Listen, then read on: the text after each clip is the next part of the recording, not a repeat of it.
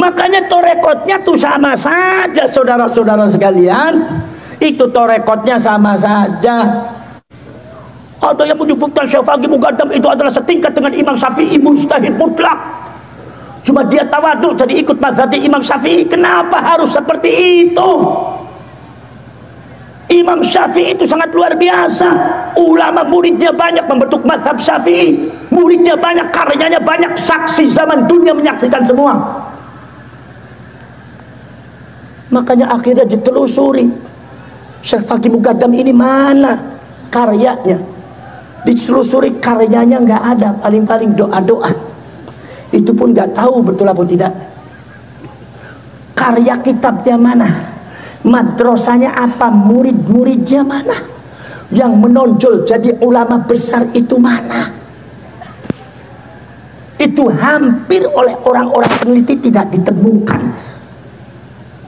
Tidak usah dipertik seperti itu, kan Syafi'i Muqaddam sudah mulia di depan Allah. Jadi jangan terlalu ghulu, jangan terlalu menjadi orang ghulat. Biasa semua orang alim. Imam Syafi'i luar biasa, Syafi'i Muqaddam orang alim. Gak usah dibanding-bandingkan seperti itu, ente karena fanatik jadi ente seperti itu. Mentang-mentang Syafi'i Muqaddam itu adalah ba'alwi, jadi orang ba'alwi adalah lebih unggul daripada Imam Abbas Syamsul Qadir Al-Jalani. Sampai ada yang tega-tega mengatakan, oknum yang mengatakan boleh katanya kalau di dunia yang terkenal dan masyhur adalah Syamsul Qadir Al-Jalani, tapi lihat kita di dunia apa-apa di akhirat, maka di akhirat siapa yang lebih terkenal, lebih masyhur, saya apa Abdul Qadir Al-Jalani? Seolah-olah Syafi'i Muqaddam punya dendam depan Allah. Orang punya dendam tidak akan menjadi waliullah. Saya yakin ini bukan dari Syafi'i Muqaddam ini.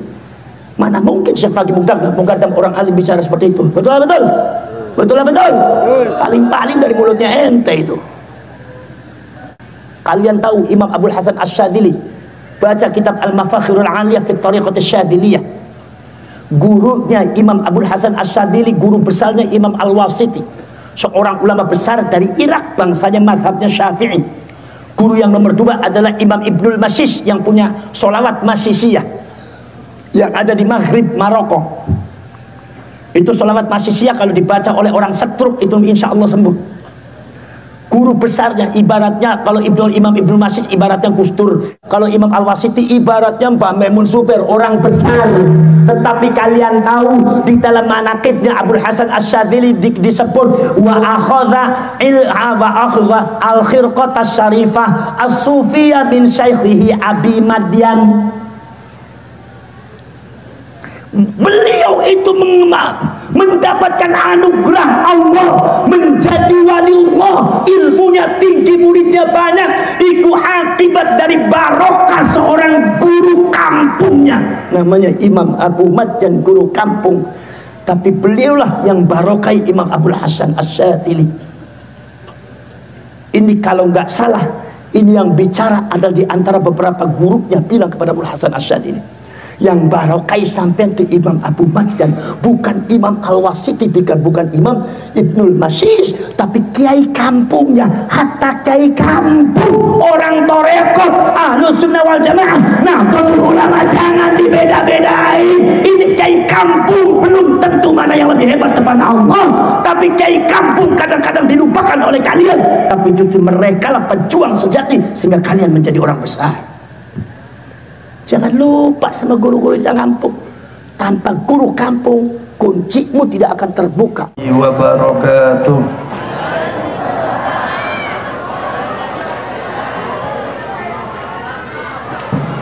Bismillahirrahmanirrahim. Hamdan wa syukran lillah. Wa salatan wa salaman ala sayyidina Rasulillah Muhammadin ibn Abdillah wa ala alihi wa ashabihi wa man tabi'a hudahu wa wala. La hawla wa la quwwata illa billah. Rabbi shrah li sadri wa yassir li amri wahlul 'uqdatam min lisani yafqahu qawli. سبحانك لا علم لنا إلا ما علمتنا إنك أنت العليم الحكيم صدق الله العظيم وصدق رسوله النبي الكريم ونحن على ذلك من الشاهدين والشاكرين والحمد لله رب العالمين وبعد.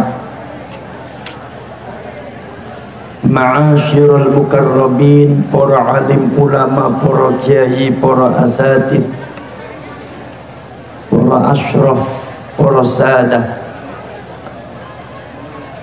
bapak-bapak dan ibu-ibu sedaya, muslimin, muslimat, mukminin, mukminat, hadirin, hadirat, nahdhiyin, nahdhiyat, ansarin wal fatayat, wabil khusus masyarakat Utama Jaya, masyarakat seputih Mataram, atalallahu baqaakum. Mugi-mugi Gusti Allah maringi barokah uripe sampeyan dunia akhirat.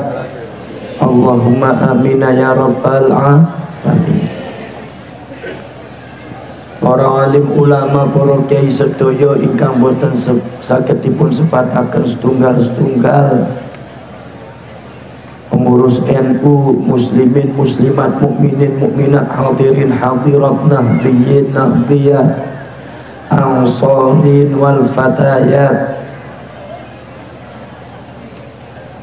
Alhamdulillah wa syukurillah, dumateng dalu menika senajan kula niki tenaga sisa, tapi mugi-mugi Gusti Allah maringi kekuatan dumateng kula kangge saged menyampaikan sesuatu sing penting untuk diketahui. Mugi-mugi barokah senantiasa tumrap dumateng panjenengan sedaya, panjenengan asal hidayah, taufik, ijabatul doa saking Gusti Allah Ta'ala. Allahumma amina ya rabbal, amina ya rabbal, amina ya rabbal. Sholawat lan salam monggo sareng-sareng dipun kersakaken kangge Kanjeng Nabi Muhammad sallallahu alaihi wasallam. Mugi-mugi panjenengan sedaya termasuk tiang-tiang piantun ingkang saged nampi syafaate Kanjeng Nabi Muhammad sallallahu alaihi wasallam. Allahumma amina ya rabbal. Sampun ngantuk napa dereng Bu? Sampun ngantuk nggih? Pun boten napa-napa, terasaken mawon kilem mawon boten napa-napa. Napa malih sing sepah-sepah, sing tuwek-tuwek wis arep turu ga apa-apa wis turu mawon kilem mawon. Lah mengko lek sampun pradin pengaosan, lek mripate masih merembahe, gak usah digugah, kali sekalian digotong ning kuburan bae sekalian. Para sederek, para rawuh, para sedulur, panjenengan niki siwuk nyaksekaken yaniku adalah hasil daripada putra-putrane panjenengan ingkang wonten dumateng pondok pesantren menika. Putra-putrane panjenengan senajan niku belajar nahwu shorof. Belajar nahwu shorof niku terus para ulama, para kiai niku wan nahwu aula awalan ayyu'lama idzil kalamu dunahu lay yufhama. Sing pertama kali diajari marang panjenengan putra putri panjenengan sedaya niku adalah belajar nahwu shorof. Niki zaman sekarang lagi musim of euphoria, yaitu ngapalkan Al-Quran. Ngapalaken Al-Quran, wis ngapalaken Al-Quran, lareh-lareh alit ngapalaken Al-Quran. Itu biasanya disponsori oleh orang-orang yang berbasis Wahabiyah. bener tambotan bener, salah ora salah, tapi mboten tepat. Sebab lek panjenengan balajari lare pertama kali hifdzul Quran, mangke lare mboten kiyeng belajar nahwu shorof, apalagi tidak diteruskan belajar nahwu shorof. Ini anak akan tumbuh menjadi generasi yang hafal Al-Quran, suka mengumandangkan ayat-ayat Al-Quran, tapi tidak mengerti arti dan tidak paham maknanya. Ini potensi untuk diwahabikan sangat besar sekali. Maka dari itu saya mohon kepada masyarakat Lampung, kalau seumpama ada anak sampean sudah terlanjur hifdzul Quran, jangan lupa nanti kalau sudah besar suruh mereka semua belajar nahwu shorof dari mulai jurmiyah sampai alfiyah, langsung diteruskan, yaitu balaghah, badi' bayan, ma'ani, dari mulai jauharul maknun, uqudul juman sampai jawahirul balaghah dan kitab-kitab yang lainnya. Kenapa? Sebab kata para ulama, untuk kita memahami Al-Quran, untuk kita memahami hadis, menciptakan para ulama, para kiai, yang pertama kali harus dilakukan adalah kita mendidik anak kita untuk belajar nahwu shorof, bukan sekedar menghafalkan ayat-ayat Al-Quran. Bila para saya prosedur sudah yang lebih parah lagi, banyak sekarang hifdzul Quran tapi dibentur-benturkan dengan pesantren-pesantren NU, di mana pesantren NU yang dihafalkan jurmiyah, alfiyah dan imriti. Ada yang mengatakan dikonfrontir, buat apa kita mempelajari alfiyah, jurmiyah dihafalkan, itu kan omongannya para ulama, itu kan omongan manusia. Lebih mulia lagi kita menghafalkan kalamullah. Ini orang yang berbicara ini adalah orang yang menanamkan racun di dalam tubuh umat Islam. Ini orang yang menanamkan satu kesesatan di dalam tubuh umat Islam. Karena apa? Mengkonfrontir antara ulama dengan Allah Subhanahu wa ta'ala, jelas enggak benar. Para ulama, para kiai ngendika wan nahwu aula awalan, aula paling utama, awalan di dalam pertama kalinya kita semua harus belajar nahwu shorof. Kenapa? Sebab kita belajar nahwu shorof adalah untuk memahami Al-Quran, untuk memahami hadis. Bahkan dengan tegas para ulama mengatakan idzil kalamu dunahu lan yufham. Al-kalam di sini adalah kalamullah, kalamu rabbil alamin wa kalamu khairil bariyah, yaitu Al-Quran dengan hadis lan yufham. Ulama tegas memakai lafaz lan. Lan niki kalau seumpama panjenengan buka kitab Muqnil Labib karanganipun Imam Ibnu Hisham, lan ini artinya linafjil abad, untuk menafikan selamanya. Selamanya tanpa nahwu shorof kalian selamanya tidak akan mungkin bisa ngerti Al-Quran, bisa ngerti hadis. Jadi belajar Al-Quran dan hadis harus melalui nahwu shorof. Ini ketegasan para ulama. Makanya ulama Nahdlatul Ulama merapatkan barisan, mendidik anak santrinya. Yang pertama kali dilakukan adalah belajar nahwu shorof. Di antaranya adalah pertama kali kitab Al-Ajurumiyah dihafalkan, imriti sampai alfiyah. Itu baru. Di sampingnya ada belajar Al-Quran, qiraatul Quran, membaca Al-Quran. Sebab kata Allah Subhanahu wa ta'ala kitabnya, iqra kitabak, baca kitabmu, baca kitabmu. Jadi artinya Bapak dan Ibu sekalian, maka kita semua jangan cuma cukup kepada hafal Al-Quran. Ketika anak Bapak dan Ibu sekalian itu hanya hafal Al-Quran tetapi tidak ngerti pada maknanya, ini potensi anaknya Bapak akan diselewengkan oleh orang-orang Wahabiyah untuk menentang para ulama, para kiai. Sementara mereka fanatik terhadap Al-Quran karena hafal Al-Quran, tetapi justru mereka tidak memahami Al-Quran karena tidak belajar nahwu shorof. Faham napa mboten? Faham napa mboten? Ya wis paham ora paham, sing penting mantuk-mantuk beres wis. Sing penting panjenengan berkat wis angsal napa mboten? Udah dapat berkat apa belum? Kalau belum jangan melotot sama saya, melotot sama kiainya sana minta. Saudara-saudara sekalian. Nah itu saudara-saudara sekalian. Jadi belajar nahwu sorof itu sudah tepat dilakukan oleh para ulama-ulama NU. Kenapa sebabnya? Tanpa nahwu sorof kita semua tidak akan bisa menciptakan para ulama yang handal.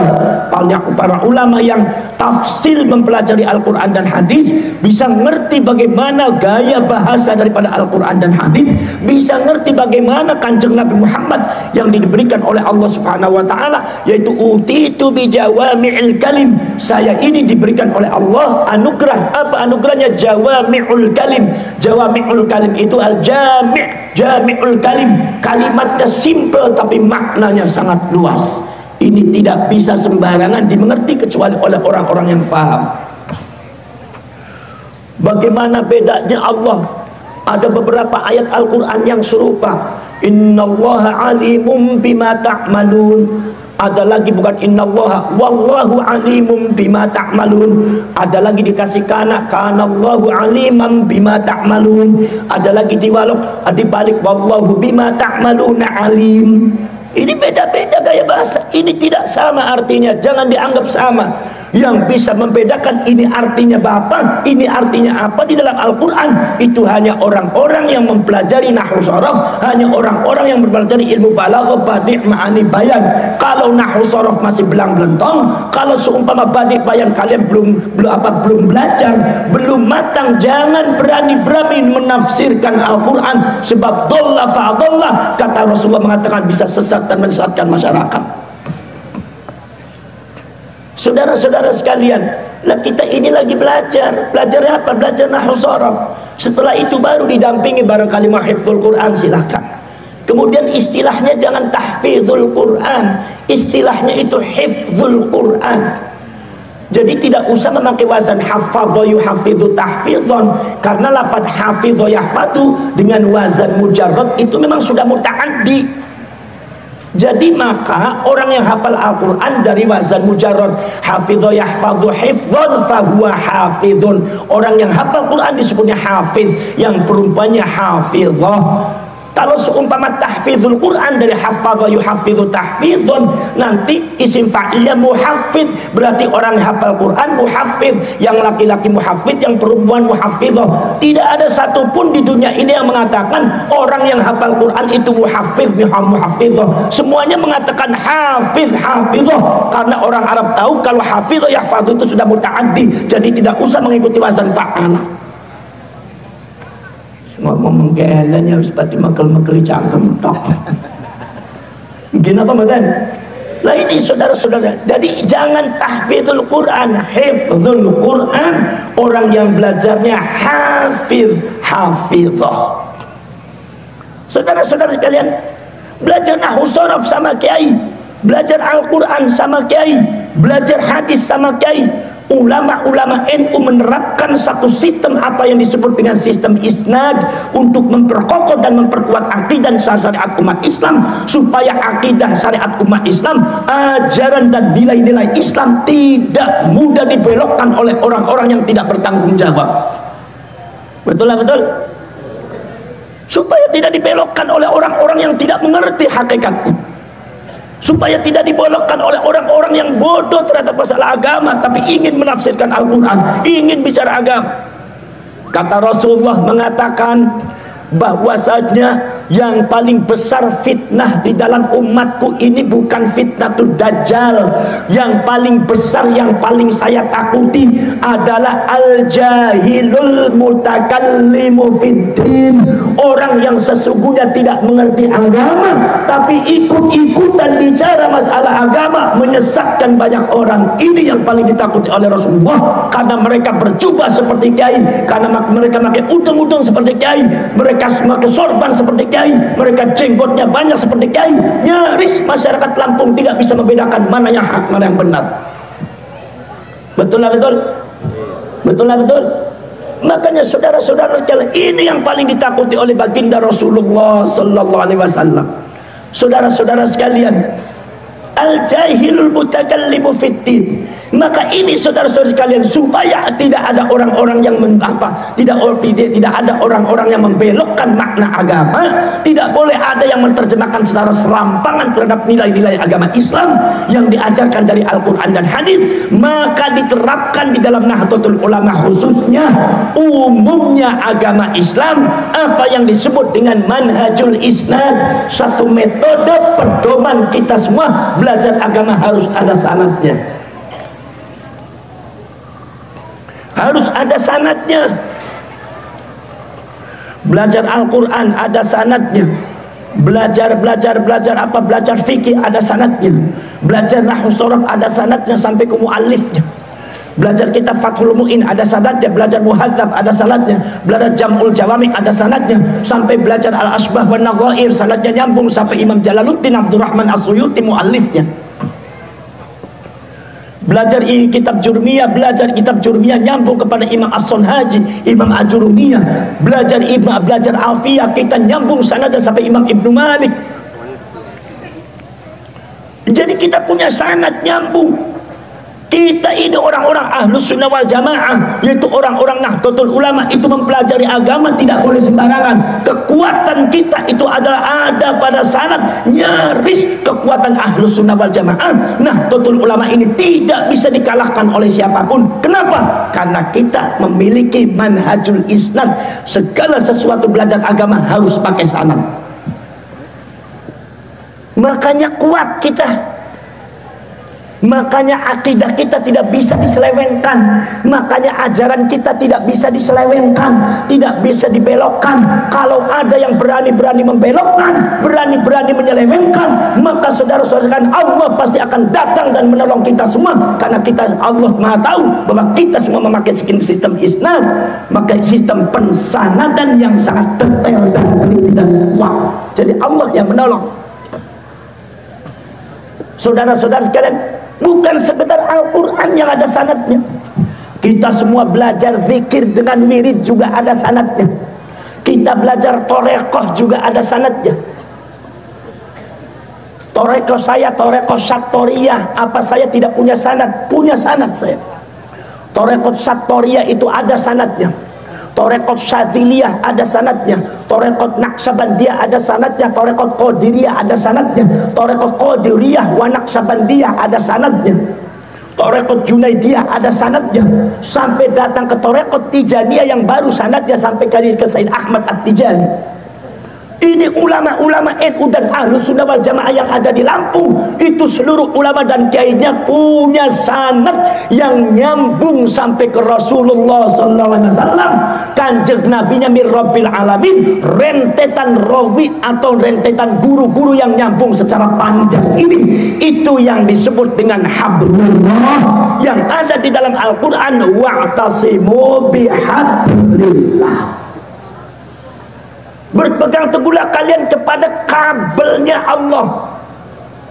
Hablun itu bukan tali. Apa bedanya tali dengan kabel? Bedanya kalau tali nggak ada setrumnya, tapi kalau kabel punya setrum. Saudara-saudara sekalian, maka hablun itu bahasa Indonesianya kabel, jangan diterjemahkan tali. Berpegang teguhlah kalian kepada kabelnya Allah.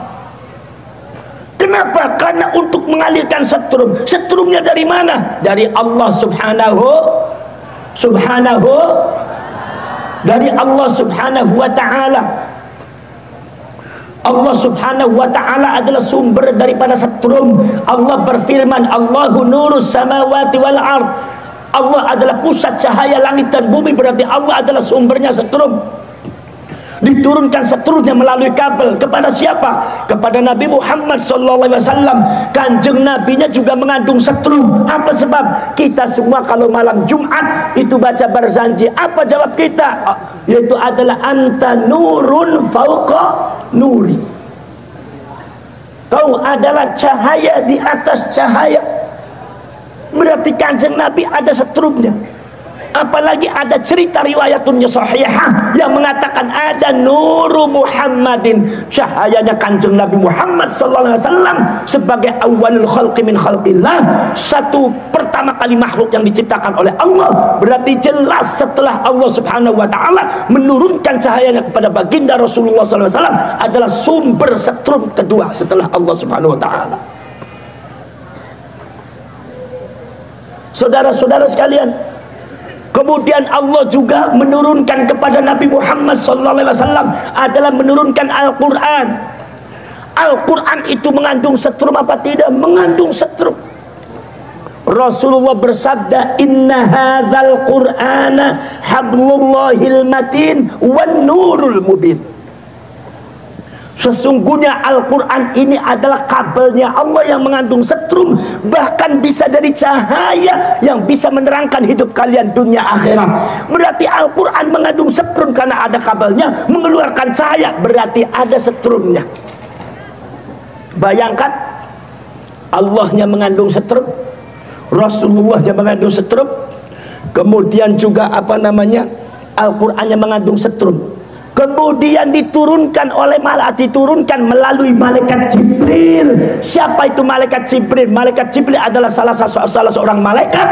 Malaikat itu apa? Kata para ulama mengatakan malaikat itu adalah khuliqa min nur, diciptakan dari mengandung setrum apa tidak? Ini Allah menurunkan setrum. Nabi Muhammadnya ada setrumnya. Sampai saudara-saudara sekalian, malaikat Jibril yang menurunkan itu juga mengandung setrum. Al-Qur'annya sumbernya setrum. Diturunkan kepada kita semua nih, orang-orang utama jaya, masyarakat si putih Mataram, melalui para ulama, para kiai. Ulama kiainya disebut kata Rasulullah, al-ulama'u misbahu hadhil ummah. Ulama-ulama saya itu adalah lentera listriknya umat-umat saya. Listrik, lentera cahaya mengandung setrum. Dari siapa? Dari para guru-gurunya. Gurunya dari Rasulullah, Rasulullah dari Allah, dari Al-Quran, mengandung setrum semua. Ini yang dipegang oleh Nahdlatul Ulama. Maka saudara-saudara sekalian, NU ketika belajar Al-Quran ada setrumnya, ada kabelnya. Ketika NU belajar hadis ada kabelnya, ada setrumnya. Maka NU kalau ada setrumnya dan kabelnya nyambung, muttasil nyambung, maka di mana-mana itu nur cahaya NU ada di mana-mana. Walaupun cuma 5 watt tapi bisa nyala, jadi imam musola, jadi tahlilan di kampung-kampung. Betul lah betul?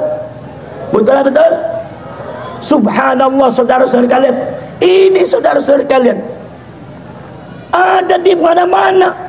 Turun Al-Quran, Al-Qurannya ada setrumnya. Kemudian saudara-saudara sekalian turun kepada orang-orang NU mempelajari fikih, ada setrumnya, ada kabelnya. Sampai zikir wirid ada setrumnya, ada kabelnya. Inilah yang membuat kekuatan Nahdlatul Ulama yang sangat sulit untuk ditandingi. Bahkan komentar yang terakhir tahun 2023, bagaimana komentarnya orang Yahudi yang ada di Inggris, orang Yahudi yang ada di Amerika mengatakan bahwasanya nanti di masa yang akan datang sesungguhnya musuh yang paling berat bagi kita bukan yang lain, bukan Al-Qaeda, tetapi yang paling berat akan kita hadapi adalah musuh kita adalah Nahdlatul Ulama, karena mereka itu sangat kuat, lebih kuat daripada yang lainnya karena banyak mengandung setrum. Saudara-saudara sekalian, subhanallah, NU. Maka siapapun melawan NU, sampeyan melawan NU akan ditumbangkan oleh Allah Subhanahu wa taala. Siapapun yang menghina NU akan dijungkelkan oleh Allah Subhanahu wa taala. Kenapa? Terjungkal karena kesetrum sama setrumnya NU.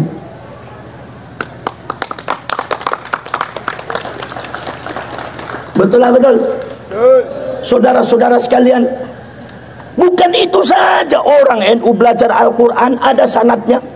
Qiraatnya tidak sembarangan, bukan dari YouTube, bukan dari Google, bukan dari kaset, langsung dari gurunya talaki. ketemu ngelihat mulut gurunya, bagaimana ngucapin ba, bagaimana ngucapin ha, bagaimana ngucapin kha, bagaimana ngucapin ghin, bagaimana ngucapin ain, bagaimana ngucapin ha, bagaimana ngucapin hamzah. Langsung dari gurunya talaki, gurunya langsung dari gurunya sampai Imam Hafiz bin Abi Nujud. Imam Hafiznya langsung dari Imam Asim, Imam Asimnya langsung dari Imam Abul Aswad Ad-Duali, Abul Aswadnya langsung dari Sayyidina Ali, Sayyidina Alinya dari Rasulullah sallallahu alaihi wasallam. Jadi bacanya nggak mungkin salah. Makanya orang kalau baca Al-Quran salah, pasti selampung tahu semua bahwa dia itu salah. Makanya hati-hati, kalau di depannya ada Kiai NU, jangan sampai salah baca Al-Quran. Orang NU itu titen, ini baca idghamnya nggak bener nih, masa idgham dengan ikhfa itu disamakan. Ini baca hamzahnya nggak bener nih, ini baca haknya kurang takhlis nih. Itu orang NU sudah paham, saudara-saudara sekalian. Saudara-saudara sekalian, sampai kita semua wirid zikir, saudara-saudara sekalian, itu adalah ada sanadnya. Kenapa saudara-saudara sekalian? Perjuangan Indonesia dipimpin oleh torekot-torekot yang ada di Indonesia. Perjuangan kemerdekaan Indonesia dipimpin oleh para ulama ahli torekoh. Dari mulai Aceh sampai Sumatera Barat, sampai Jawa, Banten, Kalimantan, Sumatera, Ambon, Ternate, Maluku, NTB, NTT, semuanya perjuangan kemerdekaan Indonesia. Itu yang menggerakkan adalah ulama-ulama Indonesia ahlu torekoh. Kenapa? Karena torekoh zikirnya orang NU bukan sekedar zikir, tetapi dia punya kabel sanadnya muttasil nyambung sampai ke Kanjeng Nabi. Maka kemenangan untuk mendapatkan kemerdekaan itu sangat memiliki kemungkinan yang sangat besar, walaupun orang Indonesia tidak punya apa-apa. Dan buktinya sekarang merdeka. Saudara-saudara sekalian, sampai sekarang saudara-saudara, perjuangan bagaimana saudara seorang ahlu torekoh, bagaimana Kiai Abdul Karim, yaitu adalah seorang mursyid torekot Naqsabandiyah dari Banten, menggerakkan perjuangan yang ada di Banten dan Batavia. Bagaimana Syekh Junaid Al-Batawi itu mengadakan pengajian-pengajian di mana-mana. Tetapi saudara-saudara sekalian, Syekh Junaid itu berjuang untuk Indonesia, untuk memerdekakan masyarakat Indonesia dari cengkeraman Belanda. Semua yang berjuang adalah ahlu torekoh.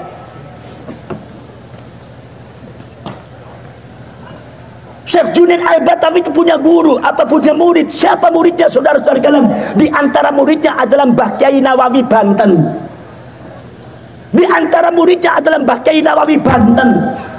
Syekh Junaid Al-Batawi juga punya murid lagi. Apa? Muridnya siapa? Yang dari Sumatera Barat, namanya adalah Syekh Ahmad Khotib bin Abdul Latif Al-Minangkabawi. Termasuk pernah ngalap barokah pada Syekh Junaid Al-Batawi. Orang Betawi sangat luar biasa. Tapi sekarang ini Syekh Junaid itu dikubur namanya, seolah-olah nggak ada orangnya. Orang Betawi yang nggak ada yang kenal Syekh Junaid itu. Yang dikenal adalah Habib Ali Kuitang, yang dikenal adalah Habib Husain bin Abi Bakar Langit, terus yang dikenal adalah para habaib. Sementara asli pribumi ulamanya terkubur.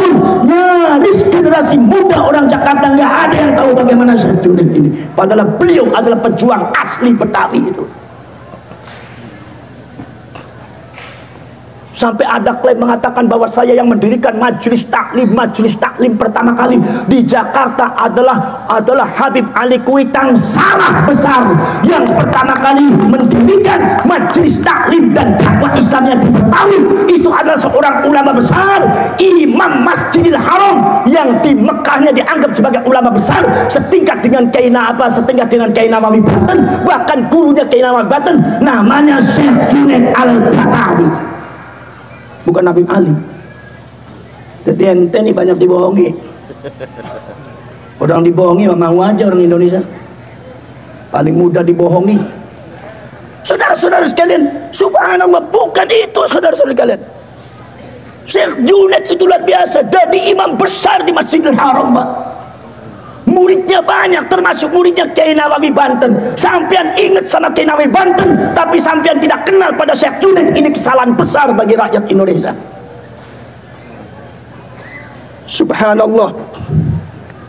Saudara-saudara sekalian, Muridnya dikatakan ada Syekh Ahmad Khatib bin Abdul Latif Al-Minangkabawi. Siapa itu? Mursyid Tarekat Naqsabandiyah.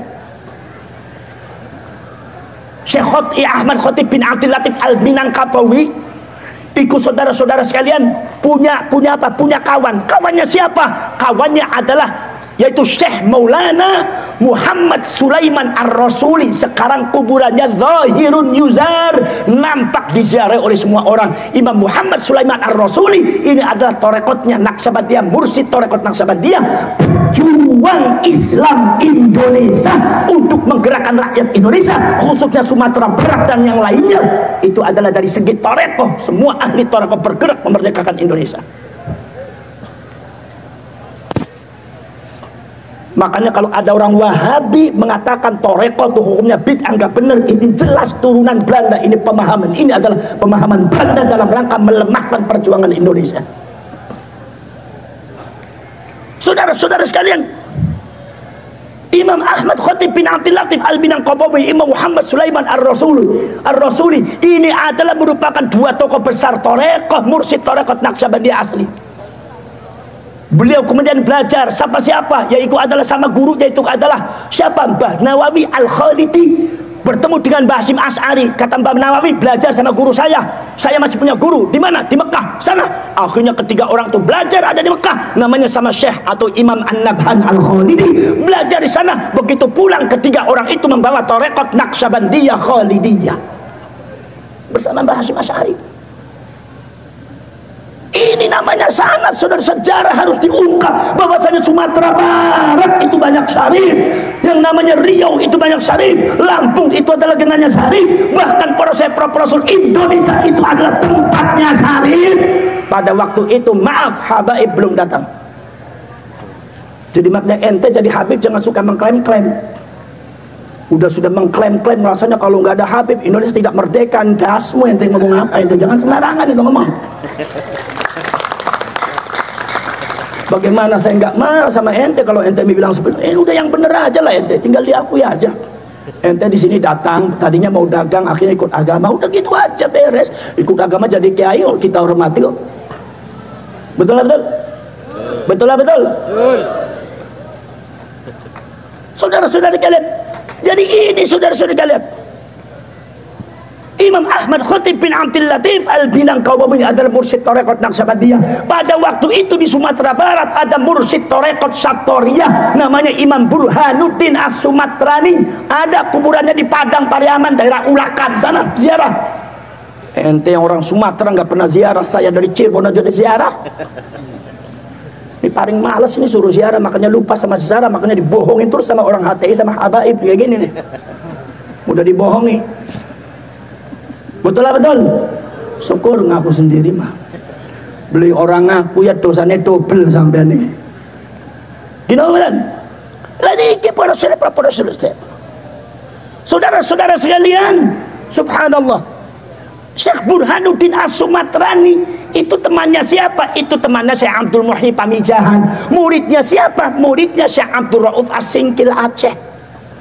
Jadi Syekh Abdul Rauf As-Singkil dikenalnya Syekh Abdul Rauf Al-Fansuri karena diamnya di daerah Fansul. Itu punya murid yang paling terkenal ada di Sumatera Barat namanya Imam Burhanuddin As-Sumatrani, menyebarkan Islam tarekat Satoriyah, memperjuangkan rakyat Indonesia dari cengkeraman Belanda, menggerakkan masyarakat suruh memperjuangkan memerdekakan Indonesia dengan segenap jiwa raga bahkan nyawa sekalipun. Mereka sering diancam, beliau kadang-kadang diancam bahkan akan dibunuh oleh Belanda. Lari beliau, pesantrennya dibakar beliau.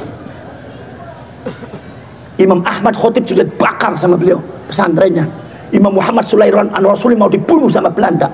Kenapa? Karena ulama-ulama ahli tarekat inilah sebagai pucuk sumbu daripada yaitu adalah menyalanya api perjuangan rakyat Indonesia.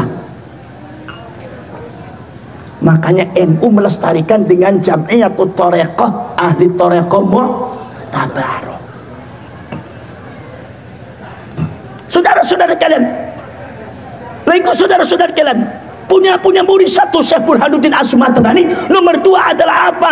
Muridnya Syekh Abdul Rauf yang paling terkenal adalah Syekh Abdul Muhyi Pamijahan, menyebarkan tarekat Satoriyah di Jawa Barat, Jawa Tengah dan Jawa Timur.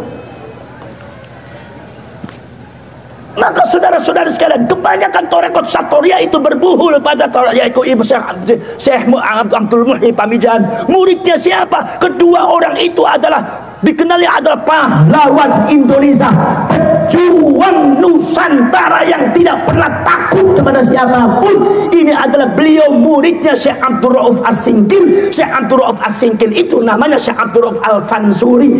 Siapa Syekh Abdul Rauf Al-Fansuri? Syekh Abdul Rauf Al-Fansuri itu putranya Syekh Ali Al-Fansuri. Syekh Ali Al-Fansuri itu siapa? Syekh Ali Al-Fansuri adalah saudaranya atau adiknya Syekh Hamzah Al-Fansuri, yaitu sastrawan Indonesia yang punya karya Gurindam 12. Syekh Ali Al-Fansuri, Syekh Hamzah Al-Fansuri, tarekatnya apa? Beliau itu adalah dengan sastranya, beliau dengan dakwanya kenceng, menolak kolonialisme Belanda, menolak itu penjajahan di muka bumi, berjuang. Beliau itu adalah ahli torekoh. Apa torekohnya? Beliau adalah mursyid torekot wujudiyah. Belajarnya sama siapa? Belajarnya adalah sama Syekh Al-Imam Syamsuddin As-Sumatrani. Lah ini Imam Syamsuddin As-Sumatrani adalah mursyid agung torekot Satoria yang ada di Sumatera, dan Aceh. Ini harus dibuka, ini kalau nggak dibuka nggak pada tahu nih. Nusantara ini sangat luar biasa, tapi ada oknum-oknum yang akan memendam kebesaran sejarah Nusantara. Ada maksud ingin menguasai Nusantara. Allah tidak tidur, pasti akan dijungkalkan oleh Allah Subhanahu wa Ta'ala. Betul lah, betul? Betul lah, betul? Apalagi mereka-mereka itu ahlu torekoh, orang ahli zikir, orang bukan orang sembarang. Imam Syamsuddin As-Sumatrani itu juga punya murid. Siapa namanya? Imam Nuruddin Ar-Raniri, seorang India, memegang torekot siapa? Torekot Rifaiyah. Pada waktu itu menjadi mufti besar daripada Kesultanan Samudra Pasai, Sultan Iskandar Muda II. Torekotnya Rifaiyah, ikut kepada Imam Ahmad Ar-Rifai. Ini saudara-saudara sekalian supaya kalian tahu. Maka saudara-saudara sekalian, kemudian setelah itu saudara-saudara sekalian turun dari Imam Syamsuddin As-Sumatera itu ke Ali Syamsuri, ke Syekh Ali Al-Fansuri. Syekh Ali Al-Fansuri torekotnya wujudiyah, turun kepada anaknya Syekh Abdul Rauf As-Singkil, itu memegang torekotnya Satoria. Itu menunjukkan antara wujudiyah Satoria dengan Rifaiyah itu hampir mirip, torekotnya ada bedanya. Saudara-saudara sekalian, kemudian turun kepada Imam Ahmad Khatib bin Imam Burhanuddin As-Sumatrani. Pada waktu itu ada seorang mursyid tarekat Naqsabandiyah, Imam Ahmad Khatib Al-Minangkabawi, dengan Imam Muhammad Sulaiman Ar-Rasuli. Imam Nawawi yaitu adalah mursyid tarekat Khalidiyah, Mbah Hasyim Asy'ari.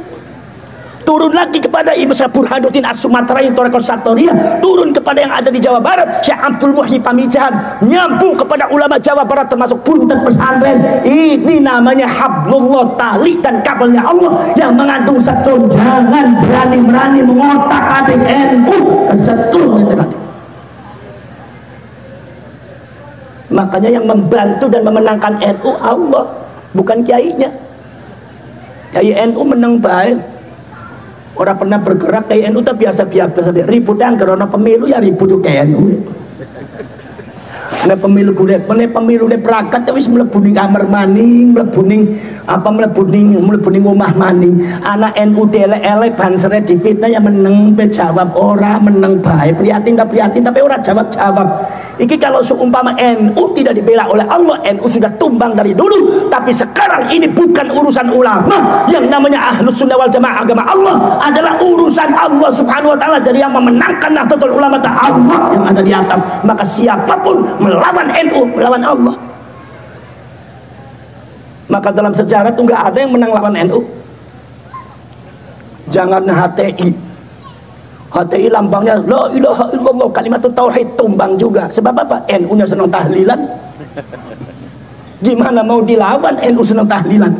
Mitnah sembarangan, NU anti kalimat tauhid, ndasmu Allah marah, larang akhirat, cungkelin, bubarin. Kenapa? Wong NU paling getol tahlilan, di mana-mana ada tahlilan ente ngomong NU katanya anti tahlil, banser anti tahlil, dasmu. Betul lah betul. Ini model kayak gini nih di Lampung laris bener ini. Masya Allah. NU anti tahlilan. Kenapa sebabnya?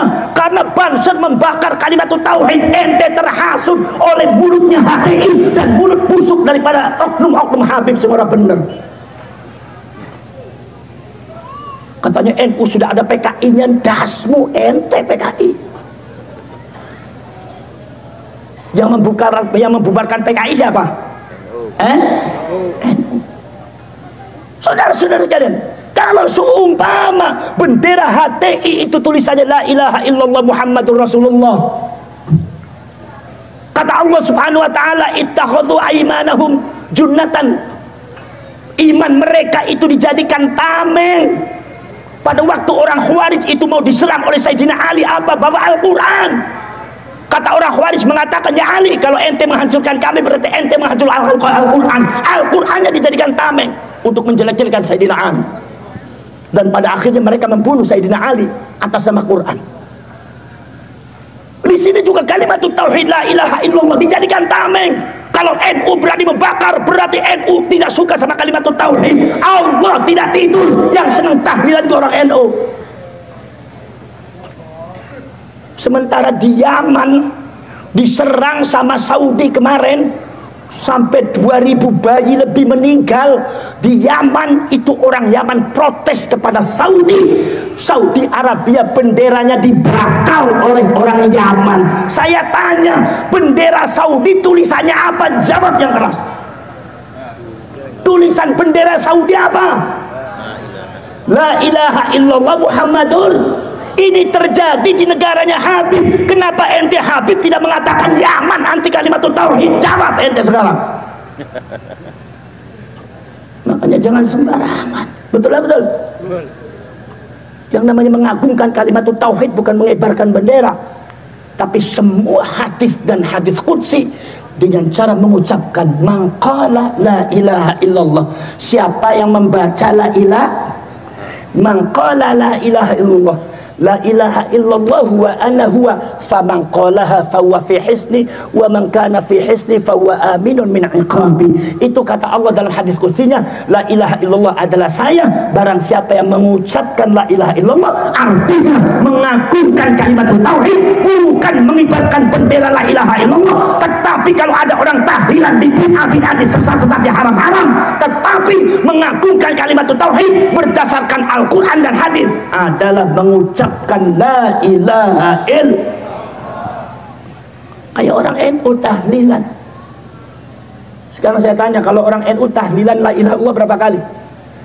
Satu kelompok aja 100 kali. Bagaimana kalau berkelompok-kelompok kira-kira sudah bermiliar-miliar kali. Yang model kayak gini ente katakan, katanya Banser NU dan NU anti kalimat tauhid, ente bunuh diri di depan Allah ente.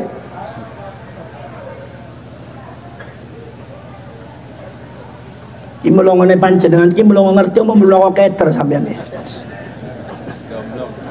Keter napa mboten? Keter Gus kulone keter. Keter apa? Mikiri Islam ku kaya nemen mikiri Islam kok utama jaya. Patungan mulutan ora gelem sampean iki. Mungkin apa mboten? Ini torek.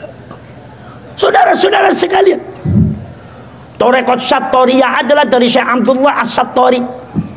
Syekh Abdullah As-Sattori diturunkan kepada muridnya Imam Wajihuddin. Imam Wajihuddin diturunkan kepada muridnya Imam Muhammad Al-Ghaus. Muhammad Al-Ghaus diturunkan kepada muridnya Imam Sibghatullah bin Ruhullah Al-Makki. Sibghatullah bin Ruhullah Al-Makki diturunkan kepada muridnya yaitu Imam Sofiyuddin Al-Qushazi yang punya kitab Simtul Majid, panduan Torekot Sattoriyah. Kitab Simtul Majid ini sempat ditahan oleh orang Wahabi karena dianggap bid'ah dan sesat. Akhirnya alhamdulillah ketemu lagi.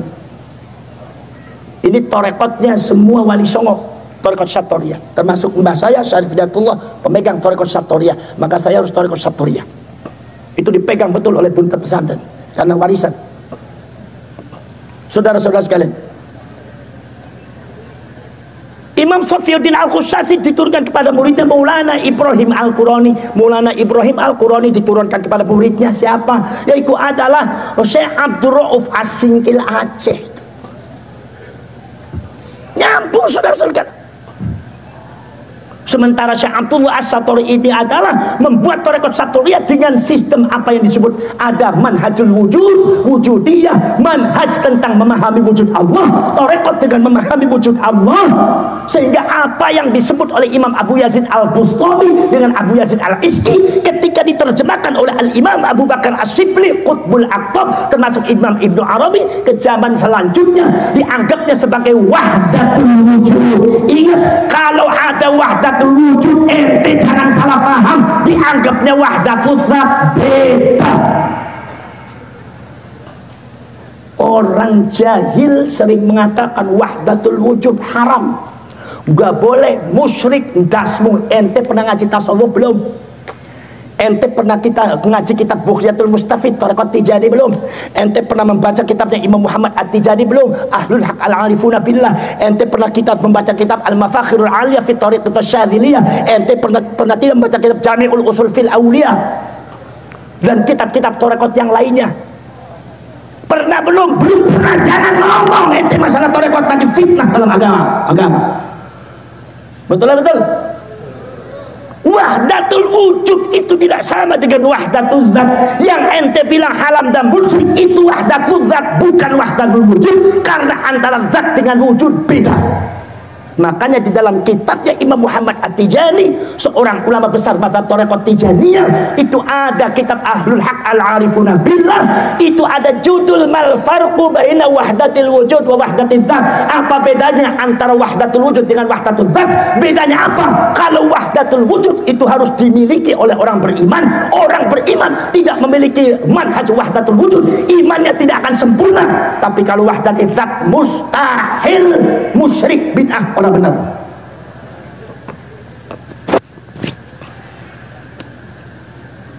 Wis gak usah dipikirin, kali mantuk-mantuk beres, ora usah dipikirin.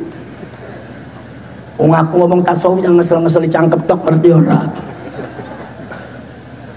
Mungkin apa mboten?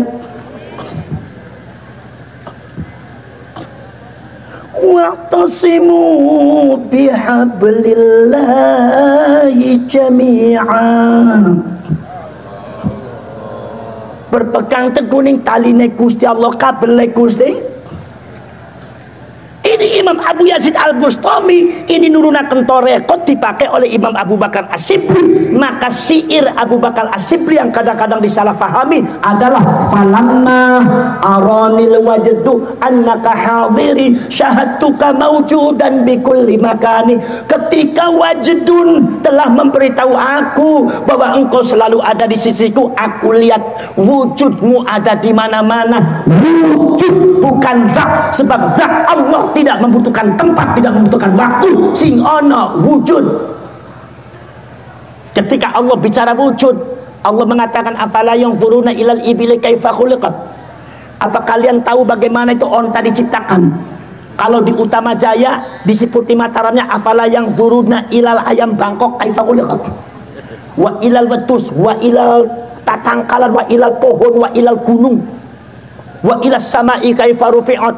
Itu adalah semua adalah khususiatul ilahiyah, keistimewaan yang tidak pernah dimiliki oleh siapapun kecuali Allah Subhanahu wa taala. Jadi artinya kalau kalian melihat sesuatu tidak nampak wujud Allah, berarti kalian orang ghafil, orang gila atau orang tidur. Karena melihat khususiat tapi tidak ingat siapa yang sama yang punyanya. Contohnya begini, saya mau tanya, makanya orang Naksabandiyah ini dan orang Wujudiyah ini nggak bisa lupa sama Allah, karena ingat melihat langit, ingat melihat bumi, ingat wa fi anfusikum afala ta'qilun, memikirkan dirinya apa yang ada diri kamu wahai manusia. Jangan lihat gunung kamu, jangan lihat langit, lihat diri kamu sendiri. Di situ adalah ada tanda-tanda kebesaran Allah. Aima wara'a dzalika wujudullah, terhadap penciptaannya telah Allah ciptakan. Kalian hendaknya nampak wujudnya Allah. Wujud bukan zat. Ingat Allah, makanya tarekat wujudiyah yang dipegang oleh tarekat Naqsabandiyah dan Syadhariyah, di antaranya termasuk tarekat Mu'tabarat NU, itu adalah orang itu nggak pernah lupa karena Allah, karena fi muqabalatil khususiyah, karena menghadapi khususiyahnya Allah. Begini saya contohkan, Khususiannya tukul kalau ngomong gimana? Tukul. Celotanya tukul babis tukul lah. Ngomong atu-atu gak ngerti-ngerti sampai. Tukul ngerti sama mboten? Tukul tuh khususiannya apa? Kembali ke. Sekarang saya tanya, kalau saya ngomong kembali ke laptop, ingat siapa? Tukul. Uhuy ke komeng. Kalau uhuy siapa itu? Komeng. Ingat ke komeng, karena uhuy itu khususiatul komeng. Saya tanya lagi, kalau seumpama saya bicara gitu aja kok repot, ingat siapa? Kenapa? Karena gitu aja kok repot, tidak pernah ada yang mengucapkan itu atau yang mengawali itu adalah Gus Dur, menjadi khususiahnya Gus Dur. Sekarang saya tanya, kalau saya menyebutkan khususiahnya orang, bisa tidak kalian tidak ingat sama orangnya? Contoh begini, saya akan mengucapkan kembali ke laptop, tapi sampean jangan ingat tukul, bisa apa tidak? Contoh begini, kembali ke laptop, saya larang kalian untuk ingat tukul, bisa enggak? Sebab kembali ke laptop adalah khususiannya tuh. Saya ngomong lagi, gitu aja kok repot, jangan ingat Gus Dur, bisa apa tidak? Tidak bisa, karena itu khususiannya Gus Dur. Betul. Ini saudara-saudara kalian. Kemudian kalau seumpama saya ngomong uhuy, jangan ingat komeng, bisa apa tidak? Ini menunjukkan torekot-torekot yang ada di Indonesia itu torekot yang mu'tabarah. Ini semuanya kembali kepada Allah Subhanahu wa taala. Pemahaman dan manhajnya ini adalah mendekatkan diri kepada Allah sedekat-dekatnya. Maka dari itu perjuangan kekuatan spiritual untuk membela bangsa itu berawal dari situ. Orang kalau terluka ada yang nangis, ada yang tidak. Yang nangis itu spiritual yang gak kuat, tapi yang tidak nangis itu spiritualnya kuat. Orang digigit nyamuk ada yang kuat, ada yang tidak. Kalau yang kuat berarti spiritualnya kuat. Walaupun itu spiritual cinta, nunggu pacar biar digigit nyamuk nggak terasa, dia lakuin terus. Tapi kalau nggak ada apa-apa, urusan pengajian ngantuk semua. Jangankan digigit nyamuk, ngantuk semua, dilakonin aja nggak kuat. Ini bicaranya spiritual. Betul lah, betul. Saudara-saudara kan, ini torekot yang dipegang oleh Imam Abu Yazid Al-Bustami atau Imam Abu Yazid Al-Isti sebagai buhul daripada torekot Satoriyah. Asalnya dari Imam Abu Yazid Al-Isti, dari Imam Abu Yazid Al-Bustami, dari Syekh Ja'farus Shadiq, cucu atau cicitnya baginda Rasulullah Sallallahu Alaihi Wasallam. Diturunkan diantaranya kepada Imam Abu Bakar As-Sibli. Siapa itu Imam Abu Bakar As-Sibli? Imam Abu Bakar As-Sibli adalah salah satu sanad kekancingan daripada torekot Qadiriyah Syekh Abdul Qadir Al-Jilani. Imam Abu Bakar As-Sibli diturunkan kepada muridnya Imam Abu Farad At-Turtusi. Imam Abu Farad At-Turtusi dikurungkan kepada muridnya siapa? Yaitu adalah Imam Abu Husain Al-Hukari. Abu Husain Al-Hukari diturunkan kepada muridnya siapa? Imam Abu Sa'id Mubarak Al-Mahzumi wal Mahrami wal Muharrami, sama saja. Imam Abu Sa'id Mubarak Al-Mahzumi diturunkan kepada Sultanul Auliya Al-Ghawthus Samadani wan Nur Sati'ul Burdari Syekh Abdul Qadir Al-Jilani. Paham? Ini torekotnya orang Lampung, orang Sumatera segini kuatnya. Tapi sampean tuh kadang-kadang dibelokkan sama orang, sampean diem aja nggak bergerak. Sama sampean menjadi pengkhianat leluhur sendiri sampean. Na'udzubillah min. Na'udzubillah min. Saudara-saudara sekalian, makanya torekot Qadiriyah sama dengan torekot Satoriyah. Torekot Qadiriyah Syekh Abdul Qadir Al-Jilani, yaitu adalah punya murid namanya Imam Abu Madyan. Imam Abu Madyan punya murid namanya Imam Muhammad Harazim. Imam Muhammad Harazim itu punya murid namanya Imam Muhammad Saleh.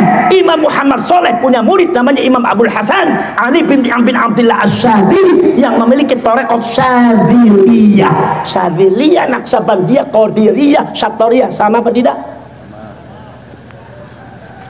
Imam Abu Madyan punya murid Imam Muhammad Harazim, termasuk Imam Abu Madyan di dalam riwayatnya, yaitu adalah riwayat salah satu, yaitu adalah penulisnya adalah Habaib, mengatakan termasuk gurunya Syekh Faqih Muqaddam, Faqih Muqaddam. Syekh Faqih Muqaddam ngaji sama Imam Abu Madyan. Kalian harus tahu Abu Madyan itu muridnya Syekh Abdul Qadir Al-Jilani. Jadi ente jadi habib jangan suka membeda-bedakan antara Syekh Abdul Qadir Al-Jilani dengan Faqih Muqaddam. Bid'ah dolalah ente seperti itu.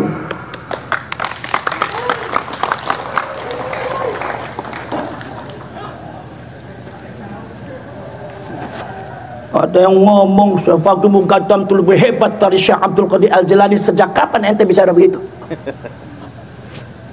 Waliullah itu jangan dibedak-bedakan. Kalau memang Syekh Faqih Muqaddam itu wali, enggak. Kalau ente seperti itu, niscaya beliau juga enggak akan berkenan. Wali itu tidak pernah membeda-bedakan diri. Di dalam riwayatnya, Faqih Muqaddam punya guru Abu Madyan. Abu Madyan muridnya Syekh Abdul Qadir Al-Jilani. Bagaimana mungkin Syekh Faqih Muqaddam dibandingkan dengan Syekh Abdul Qadir Al-Jilani? Pikir dengan otaknya ente. Makanya ente kalau hidup jangan dipenuhi dengan hasud dan kebencian.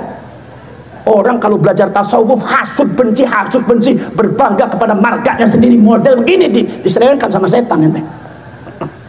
Yang namanya tarekat itu untuk tazkiyatun nufus, untuk membersihkan diri, menghilangkan dari itu semua.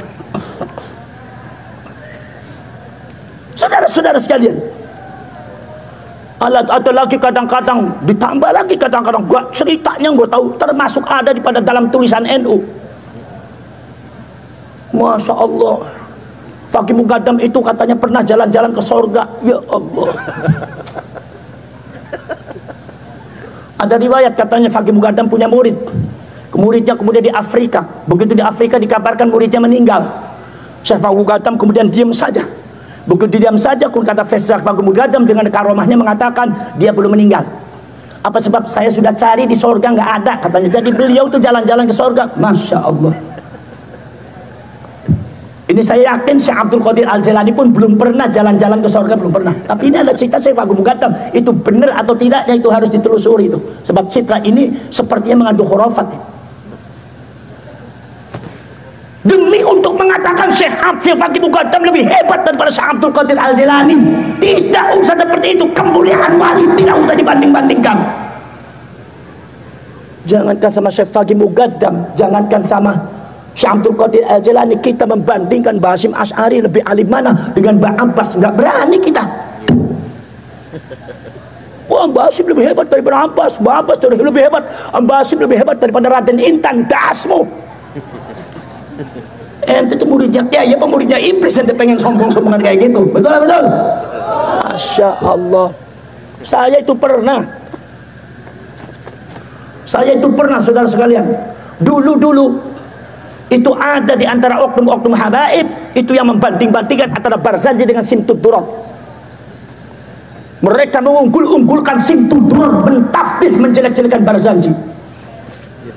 Saya langsung marah sama dia. Ente dalilnya apa ente? Jangan ngomong seperti itu.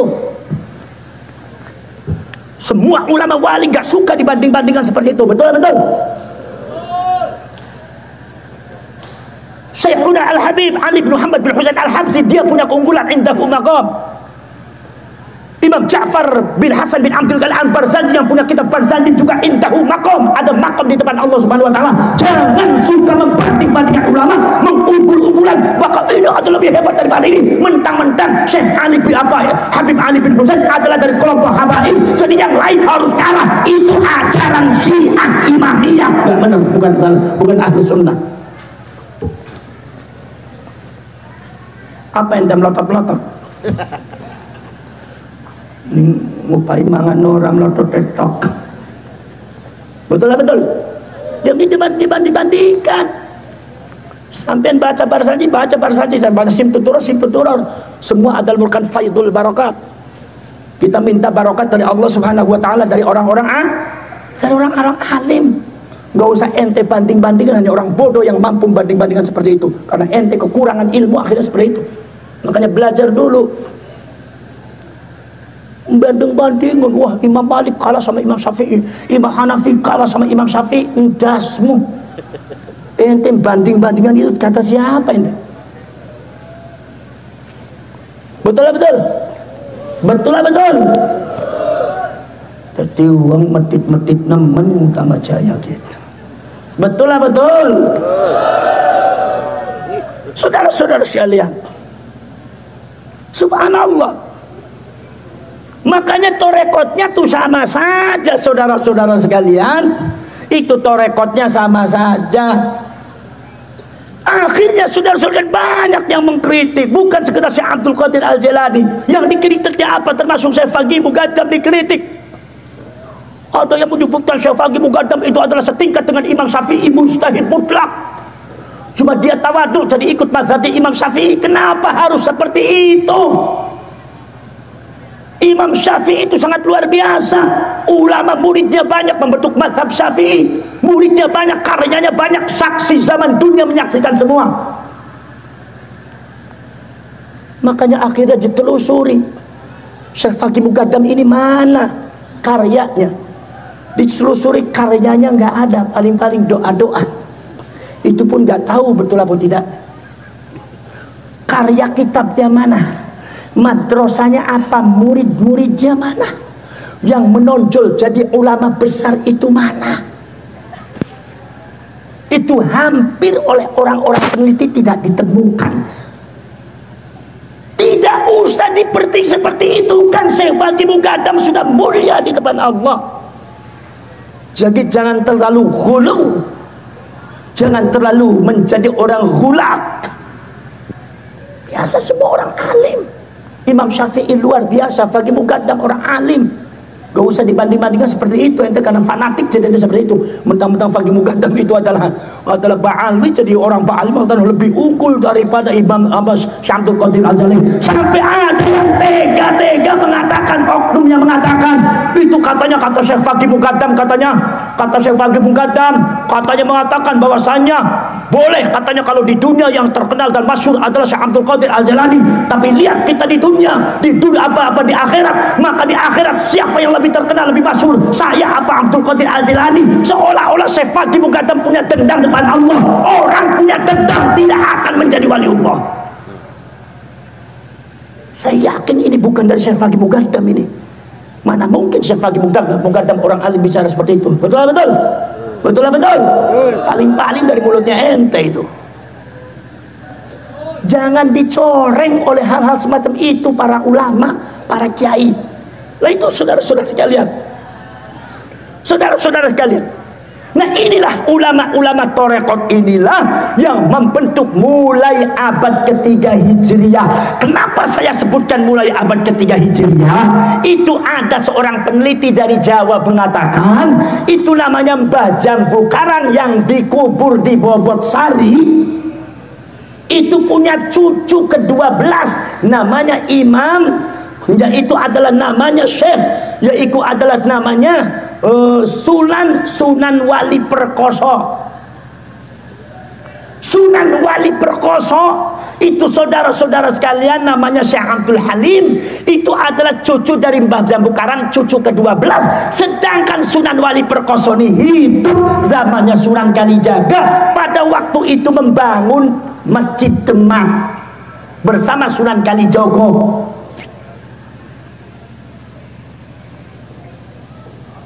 Itu saudara-saudara sekalian membuat Masjid Demak, saudara-saudara sekalian.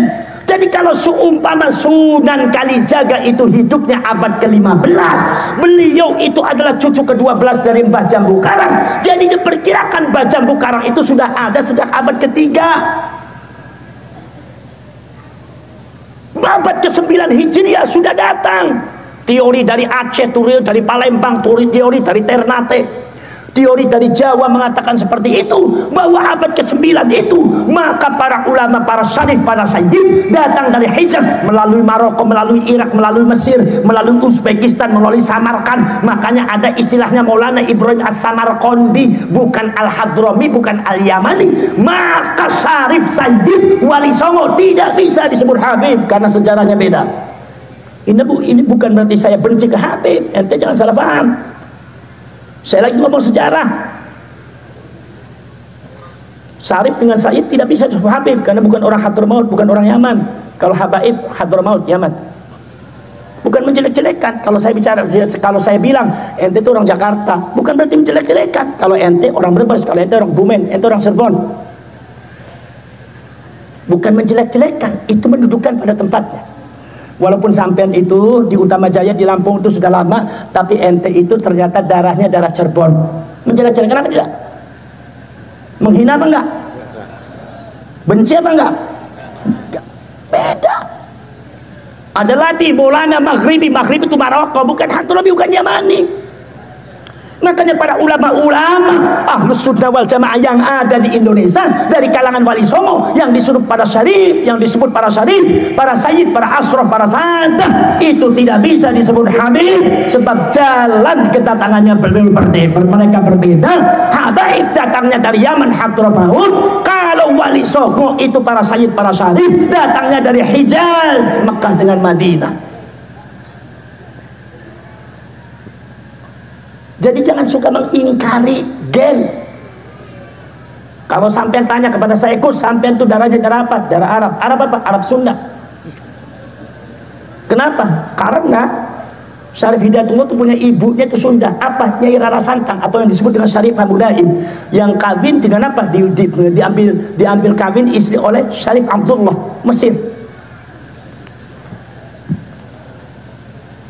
Nyai Rara Santang itu siapa? Itu binti Prabu Siliwangi. Jadi saya termasuk cucunya Prabu Siliwangi. Jangan macam-macam ente. Orang Lampung macam-macam, tsunami nanti bisa kerem ngabe. Betul lah, betul.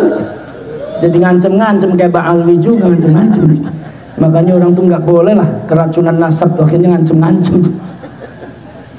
Saudara-saudara sekalian, subhanallah. Ini saudara-saudara. Nah, saya Sunda Arab, iya saya Sunda Arab.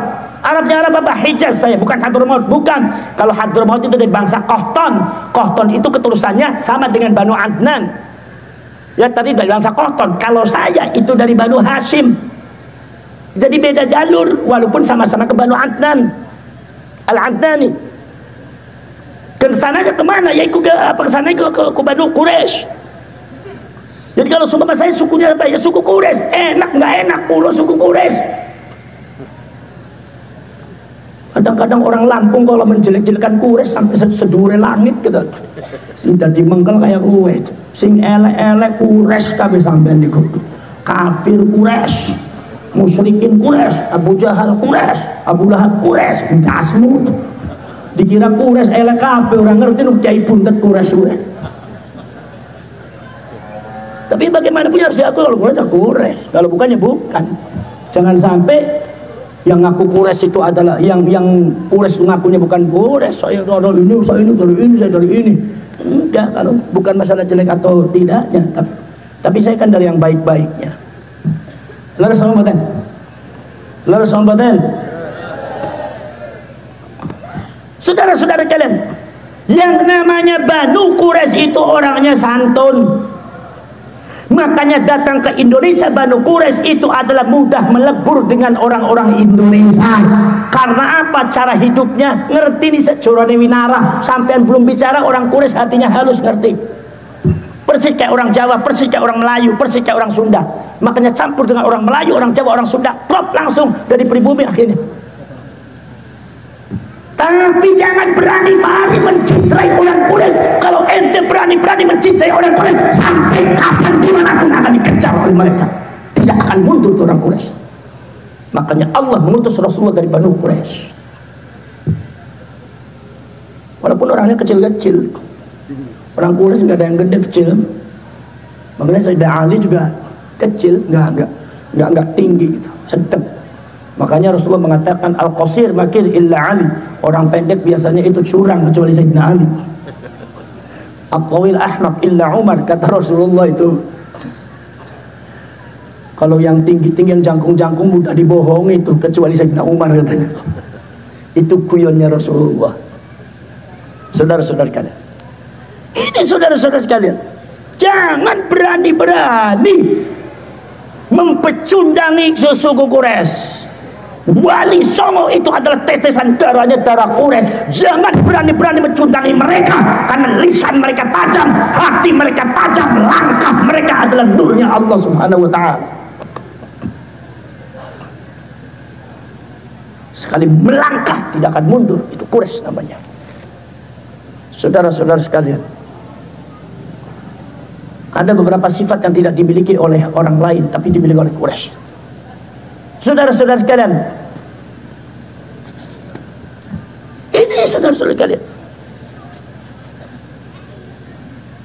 ini ada kadang-kadang saudara-saudara sekalian yang membanding-bandingkan itu, Masya Allah, antara Syekh Faqih Muqaddam dan Syekh Abdul Qadir Al-Jilani, Imam Ja'far Al-Barzanji dengan Simtul Durar. Ini maksudnya apa ente banding-bandingin kayak gitu? Entenya siapa banding-bandingin ulama? Betul lah, betul? Suul adal ente banding-bandingin antara ulama ini ke ulama ini, gak ada apa-apanya, yang paling hebat ini suul adal ente. Kita aja nggak berani bandingin guru-guru. Makanya ada kata para ulama, la tufarriqu bainal masyayikh. Jangan sampai kita semua, jangan sampai kalian itu membeda-bedakan antara guru-guru. Kalian tahu Imam Abul Hasan Asy-Syadzili, baca kitab Al-Mafakhirul 'Aliyah fi Thariqat Asy-Syadziliyah. Gurunya Imam Abul Hasan Asy-Syadzili, guru besarnya Imam Al-Wasiti, seorang ulama besar dari Irak, bangsanya mazhabnya Syafi'i.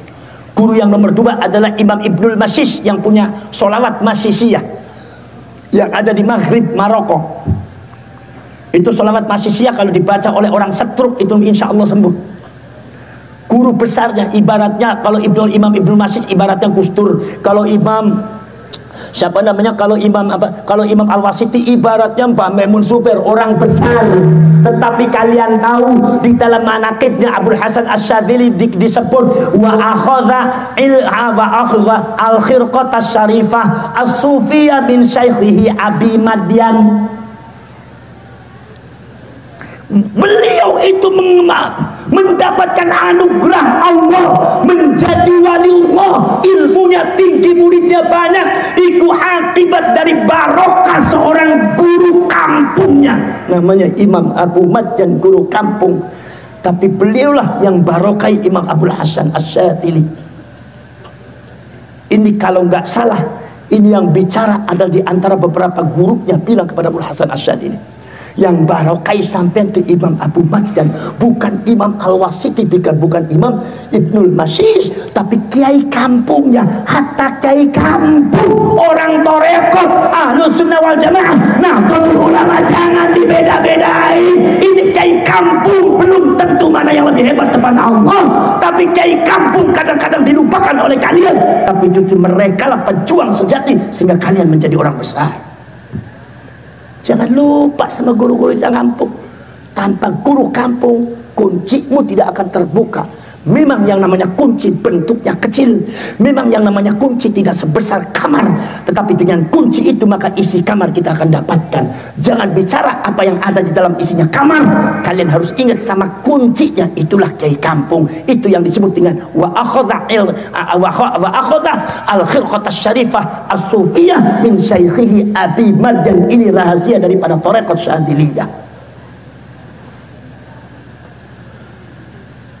Wes ngerti orang ngerti, yang penting mantuk-mantuk beres. Ngantuk apa ngantuk, Bu? Ngantuk katanya Gus. Ya memang sampean ngantuk karena udah malam sih Gus, kata siapa udah malam. Yang namanya ngantuk di pengajian itu bukan urusan malam, Kiai. Sampean ngaji setelah zuhur lagi panas-panasnya sama Kiai di masjid, ngantuk apa enggak? Ya ngantuk. Ngaji pagi-pagi ngantuk enggak? Ngantuk. Emang matanya orang Utama Jaya kalau ngaji ngantukan bener, kalau dangdutan nggak ngantuk-ngantuk dasmu.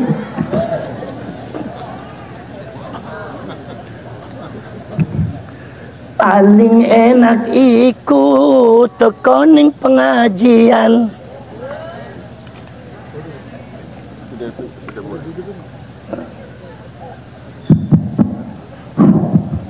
Ini Utama Jaya ngaji prihatin bener, ini mic-nya mati.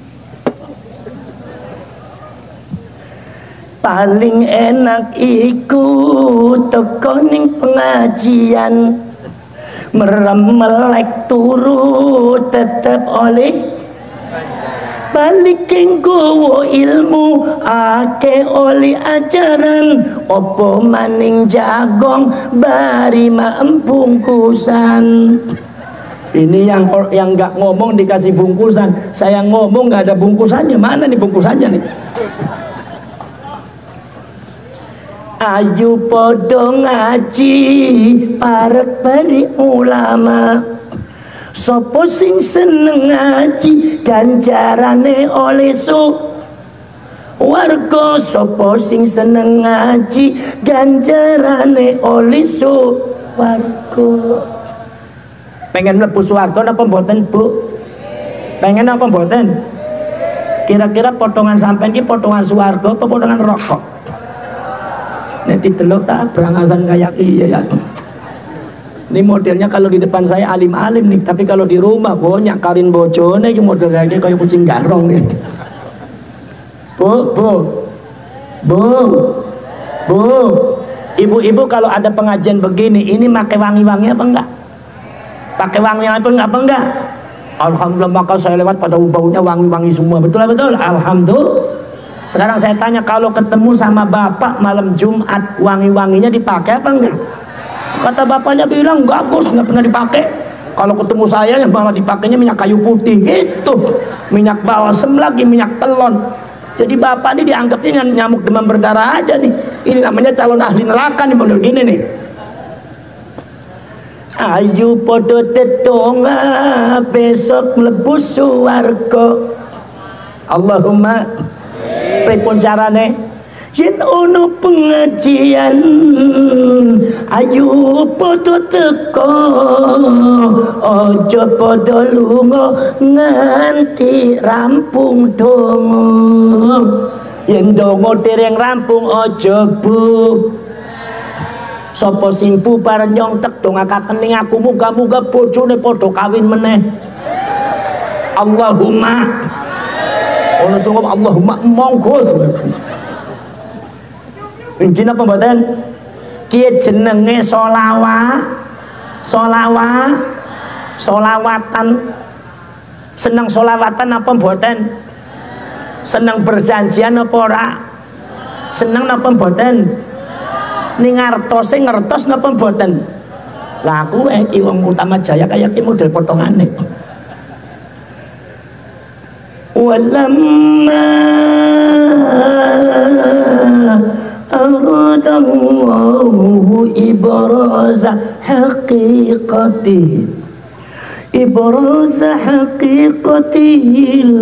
Muhammadiyah. وإذا ربوا جسمه وروحا بصورته ومعناه. Enak apa ora? Ngerti ning artine apa ora? Ora ngerti maning? Ya wis ora apa-apa. Pokoknya dari Kiai NU tapi enak, ora papan Kiai. Naqalahu ila maqarrihi min sadafati Aminat az-Zurriyah. وخصها القريب المجيب بأن تكون أمة لمصطفى. Penak apa ora? Ngerti ning artine? Ora apa-apa. Aja bara sampean ora ngerti ning artine ora apa-apa. Wong kiyaine bae sing maca ora ngerti ora apa ning artine. Ustadz Utama Jaya si putih Mataram wong Lampung Tengah, Ustadz yang germojo barsanjian ning artine ngerti apa ora? Ora ngerti. Dadi wis ora apa-apa sampean duduk kiai bae ora ngerti, wong kiyaine bae ora ngerti kaya kowe. Mungkin apa mboten? Angger kepengen ngerti solawate diganti nganggo bahasa dewek, bahasa